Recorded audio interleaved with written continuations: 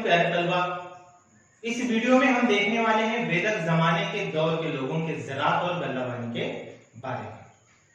زراعت یعنی کہ کھیتی کرنا، سبھی جانتے ہیں، اور کھیتی میں سب سے پہلا اور اہم کام ہوتا ہے ہل چلانا، اور آج ہل چلانے کے لیے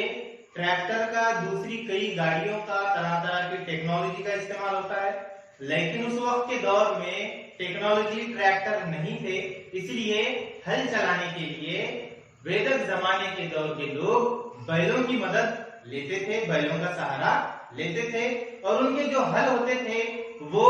لوہے کے پھل بٹھائے جاتے تھے جس کی مدد سے وہ ہل چلاتے تھے۔ اسی کے ساتھ ساتھ اتھروید میں ویدک زمانے کے دور کے لوگوں کے زراعت کے تعلق سے کچھ معلومات ملی ہیں، جس میں فصلوں کو لگنے والے کیڑے اور فصلوں کو نقصان پہنچانے والے جانوروں کا ذکر کیا گیا ہے، اور اس سے بچنے کے فارمولے یعنی کہ اس سے بچنے کی تدابیر کے بارے میں بھی بتایا گیا ہے۔ اور آج ہم فصلوں کو کیڑوں سے بچانے کے لیے، دوسرے جانوروں سے بچانے کے لیے، یا فصلوں میں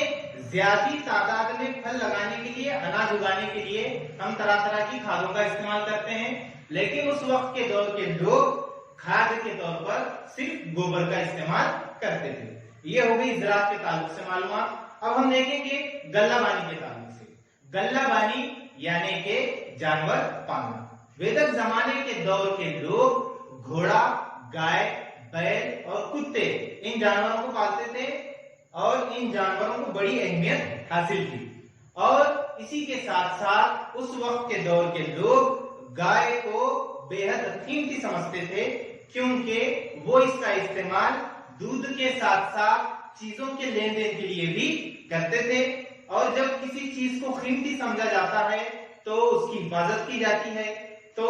اس وقت کے دور کے لوگ گائے کی بڑی حفاظت کرتے تھے، اور خاص طور سے اس بات کا دھیان رکھتے تھے کہ کوئی گائے کو چرا کر نہ لے جائے۔ اور اسی کے ساتھ ویدک زمانے کے دور کے لوگ گھوڑے کو مانوس کرنے کا فن، یعنی کہ جو گھوڑے بے قابو ہوتے ہیں ان کو اپنے کنٹرول میں لینے کا فن وہ بہت اچھی طرح سے جانتے تھے، اور رتھوں میں گھوڑے کا استعمال کیا جاتا تھا، یعنی کہ گھوڑا گاڑی کو رتھ بھی کہتے ہیں،